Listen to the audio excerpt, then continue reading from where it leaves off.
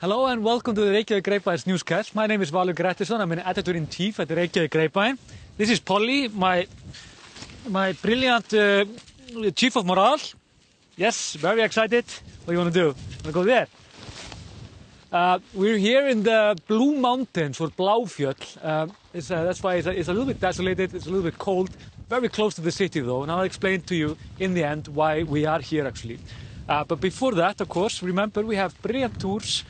You can buy like the Golden Circle bus fares. You can buy a bus fare from the airport to Reykjavík, or you can just come and visit me, Polly, and Bjartmar, and we'll tell you all about Iceland and so on.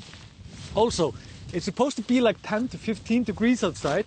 It probably is, I don't know, but when you're in the mountains, this is brilliant. This is what we call otti. That's the Icelandic name for this. It's a wool sweater. It's absolutely brilliant, and it's absolutely vital also when you're traveling. When you basically just go outside of the city, I have to say, I realized when we had to go and visit this place earlier this morning. I was only on my shirt, so I got this from the manager. Of course, he always dressed me up if he wants me to be warm. But let's go on with the news. A lot of things happening, but this is highly dangerous area, by the way. But let's get into it. Yeah.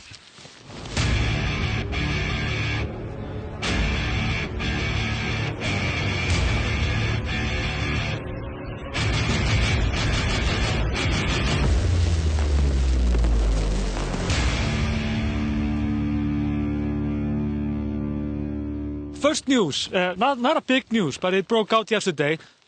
Perhaps it's good to just keep an eye on this. There was a body actually found on the beach in Eiðsgrandi. I know that these places perhaps don't mean much to you, but Eiðsgrandi is actually very close to my home in Reykjavík. It's a very nice beach. I often take Polly there. And this body was found there yesterday after a pedestrian saw it, because a lot of people go there. It's like a sandy beach, and it's really nice to be there. We're not sure, like the police haven't said anything about it, who this was or anything, but an investigation is happening. Very ominous. It sounds like a beginning of a pretty good Scandinavian crime story, but we don't want to be light about this. Cody? What we suspect, and it's perhaps too early for speculation, but it's not that uncommon that people in Iceland, I mean, we have a pretty high suicide, for example, statistics, and people often go into the ocean because the North Atlantic Ocean is easy to, it's dangerous basically, and it might be connected to something like that. But we hope, of course, well, we don't really hope anything. I mean, we just hope that everybody's fine. But the police is investigating the case, and we'll see what comes out of it. It's not often, actually, that we find bodies in the beaches so close in the city area, but it happens, of course. Also, just to balance everything, a cute news, a cute story. The thing is that we have a very complicated electric grid in Iceland. Not more complicated perhaps than any other countries, but it's pretty reliant and pretty good. But Landsnet, which is basically a state-owned power electric grid owner, they decided to stop using a line to the Westman Island because of a raven's nest. They found out that there are a couple of ravens, made a nest in one of these poles which held up the electricity lines, and they had chicks also. So they found this out, and they have a policy about making things like being balanced with nature, and therefore they decided to stop using this line. And in Icelandic this is called Vestmannaeyja lína númer 1. So I know basically what this means is like power line to Westman's Island number 1.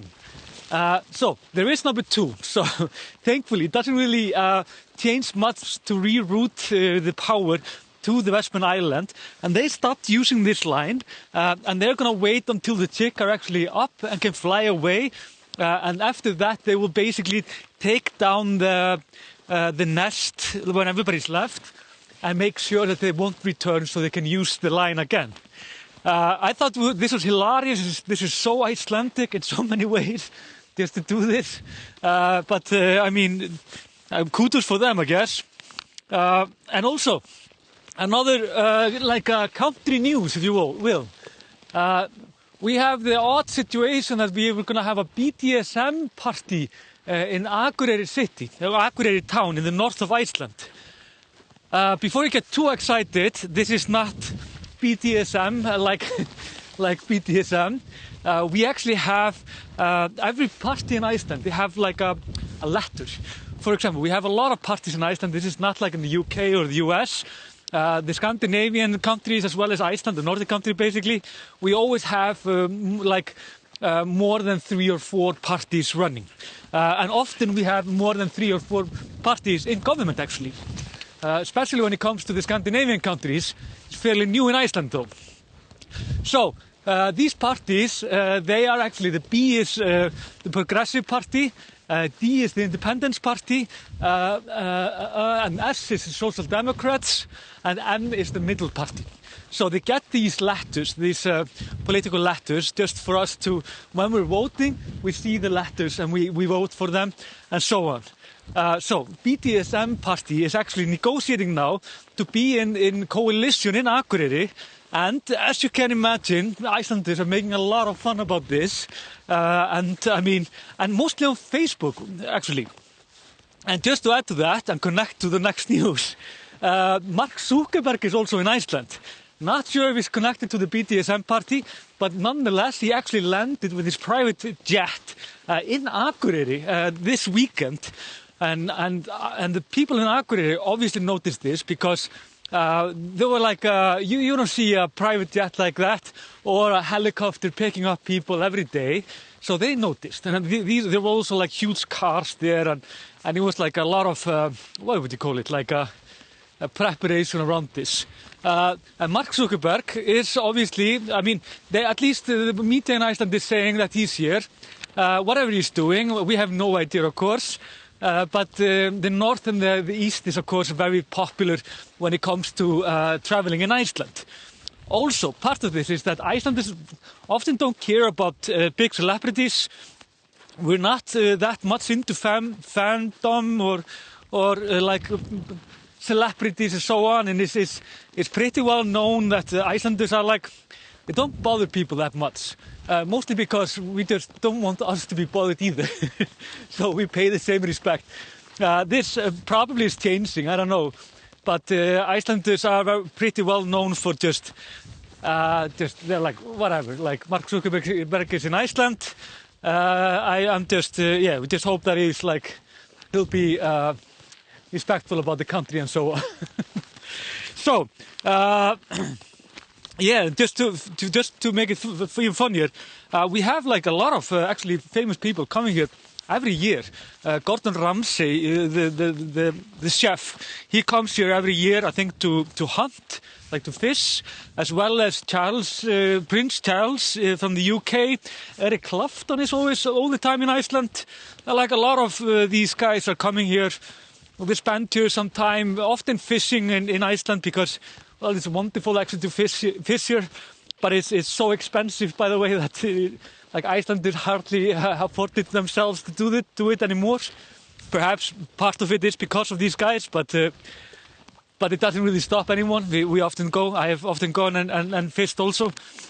Although I'm terrible at it, by the way, but I'm good at drinking the liquor in the night, though. I've been excellent in that actually.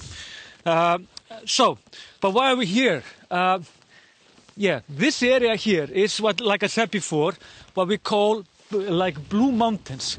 Just to show you, these mountains here are the Blue Mountains that go up here. If you would watch here, over the like behind these mountains, then you have the Sulphur Mountains, and beyond that you have the Reykjanes Peninsula. This is basically part of the Reykjanes Peninsula's volcanic system. So if you go all the way back,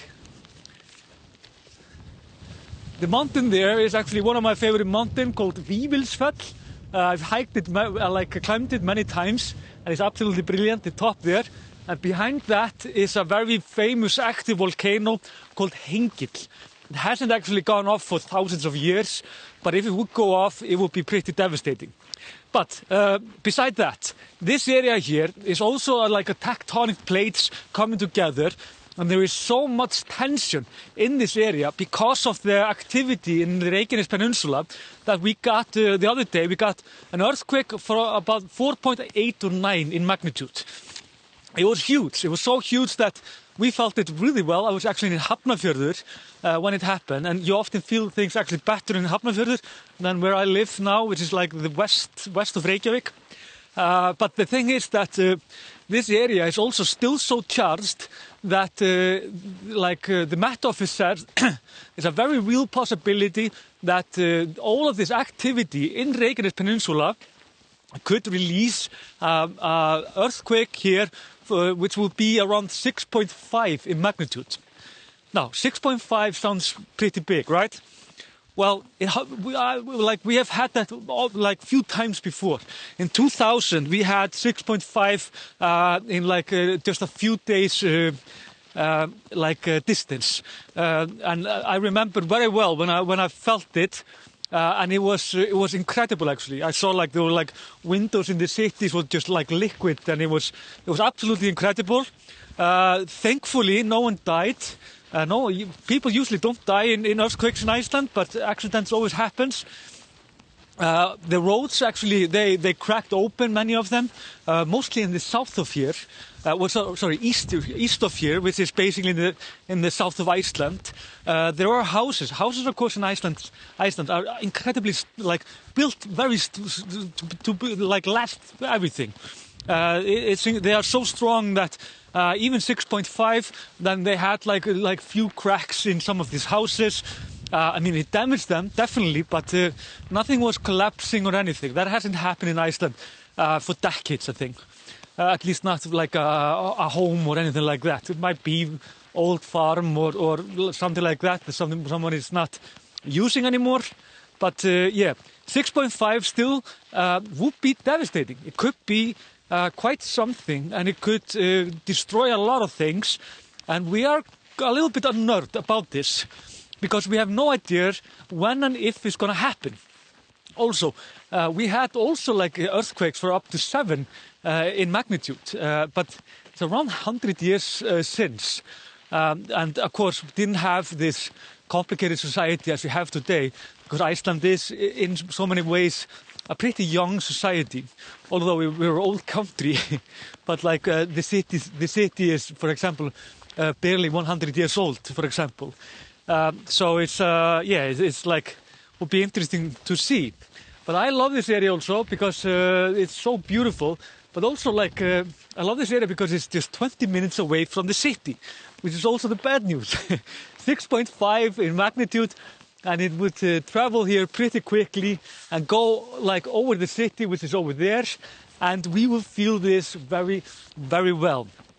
The Met Office says that there is nothing to do except just waiting. There is not much else to do, basically. This could change, but they've done the math, and they say that the energy is here, and it needs to go somewhere. That's for sure. And that's why we're also when we hear about these earthquakes in the Reykjanes Peninsula, we are a bit stressed. And it made us a little bit more stressed because the biggest one that came the other day wasn't connected to the Reykjanes Peninsula. It was basically just east of here, just on the other side of the mountains, where it started. And that was 4.8 or 9. So it is actually, it is triggering other earthquakes in this area. So, I mean, let's see how it goes. I'm pretty hopeful, actually. Icelanders we are very used to earthquakes, of course. Everything under 5 doesn't really bother us that much. But everything over 5, we can feel it pretty well. But if you have a earthquake every other day, which is 4.5, you start getting annoyed. I can promise you that. So, when it comes, to, of course, to the volcano itself, that is like the magma that is like building up in the Reykjanes Peninsula, there is not much new happening. But the land is still rising, and we will have new footage today or tomorrow, and then we will see much better how the situation is. But until then, we're kind of just in the dark, if you will. Yeah, so that's it for the newscast. My name is Valur Grettisson. If you want a very nice wool sweater, then you can get this one in our shop, of course. This is Oddi, and Oddi actually just means point. It's an old word, and yeah, remember our tours, and yes, and live long and prosper. Wasn't it like that? I said prospect last time. Thanks for pointing the other thing out. I really needed to know that. What do you say, Polly? One more? Yes. Okay, see you then. Oh. Ah.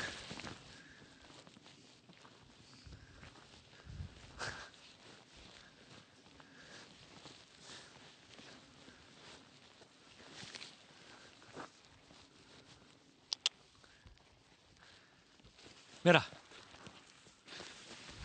Oh.